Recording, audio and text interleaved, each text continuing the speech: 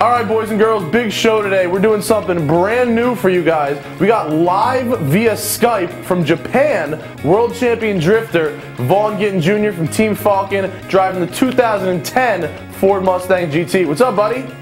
What's happening? Dude, glad to have you on the show today, man. We haven't chilled in a bit. Yeah, man, thanks for having me. Alright, when we come back, we're going to talk about, first of all, setting the world drift record and what you're doing over in Japan, hanging out with the Drift King and putting your 2010 Mustang fully sideways. Stick around, it's Garage419.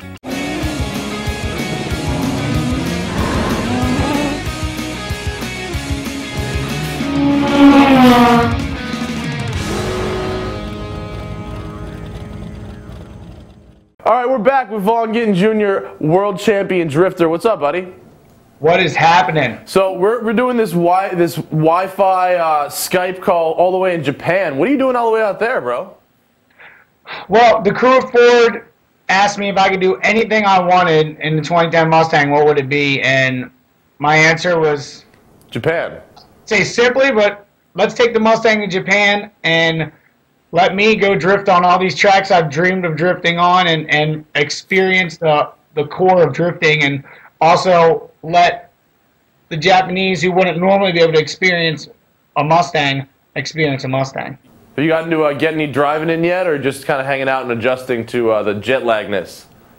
Yeah, the first night, no, man, it's been insane. Honestly, I've had like 6 hours of sleep in the last 2 days, and we got off the plane and went directly to check out the local street scene in Osaka, and checked out some touge and some of the ports where the guys hang out and have some fun. Yeah. And we went to Bihoku, which is a amazing drift course out here in Nimi, down south in Japan. In the U.S., you guys pretty much drift in like makeshift areas, sectioned off parts of racetracks or autocross tracks, whatever. Do they actually have dedicated drift tracks over there? Yeah, drifting has been in Japan for about 20 years, and really on a professional level in the States for only about 5. So they have this great infrastructure built for drifting and making sure that the drivers have a good, safe place to go and have some fun. And the courses are just unbelievable. Are they a lot more technically advanced than our courses, or just safer, better engineered? How does that? What makes a better drift track? It's more of just a different style. Like, we're driving on road courses, like you said, and they're big, high horsepower, really fast tracks, which is awesome. But a lot of the Japanese tracks are more technical and demand a little more than going in real hard and stand on the throttle. And I enjoy both of those challenges. So most of our courses are fast, but some have a pretty good technical aspect to it, whereas the Japanese courses are designed to have a fast entry, which is what drifting is, as fast as you can enter, but also technical. So some braking sections, a good amount of shifting, and it's different, but really exciting. Are you finding that the Japanese guys are recognizing you and your car as the big American to contend with over there?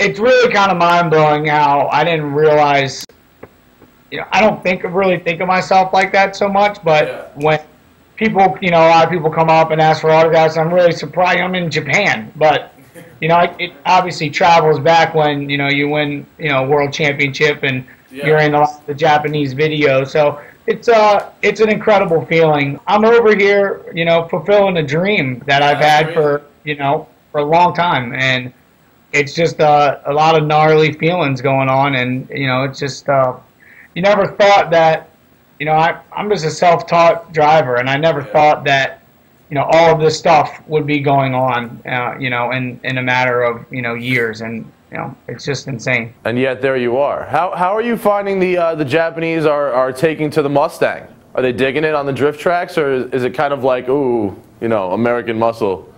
Oh no, dude. I mean, on the tracks, the only track we've gone to so far, everybody loves it. I mean, blown away by the sound. They all say, "Wow, it looks so big, but I can't believe how well it handles." Are you letting other people drive it? We didn't have time to, but the plan is to for tomorrow. Yes, some of the drivers will be driving it. I took some people for rides, but you can kind of see that obviously it looks like a larger car, especially the ones driving around the streets in Japan. Yeah. And but when it's flying around the track, it's I'm running with all of their cars with no problem. And as far as just driving it through the streets, people are freaking out, taking pictures. That's awesome. And there's crowds coming, check it out. I mean, it's a very impactful car. I mean, the new 2010. You've seen it. You're getting ready to drive it. It is beautiful.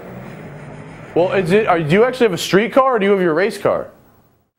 I have a showroom Ford Mustang GT, 5-speed with some Ford racing parts on it, like 550 horsepower. It's got the Whipple Charger kit. Some Ford racing parts. Yeah, okay. I actually went through the catalog and put every single thing on it that would go on it. Yeah, was that part of the trip? It's like, I want that, and I want that, and I want that, and it's like, okay. Yeah, we got their FR3 suspension pack, everything, the sway bars, the shocks, the springs, their T2R diff. I mean, the car's stout, man. I've been putting it through its paces, and it's still moving. Full interior? Full interior. I had them put a harness bar in for me, though, because we're doing some pretty high-speed stuff. So, well, that's awesome. That's good. That's crazy, man. Hey, when we come back in Garage419, we're going to talk about Vaughn's new world record for the longest drift, and it's in a bone stock car. Stick around.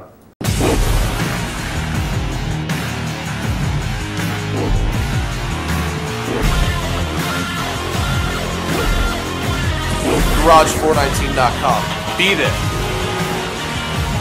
All right, we're back with Vaughn Gittin Jr., world champion drifter, and from Team Falcon and Ford. And so, Vaughn, I just saw a video on the internet of you basically getting what is referred to as the world record for drifting, and you basically go around in a really big circle, like a whole bunch of times. It added up to over a mile or something like that. Explain this to me.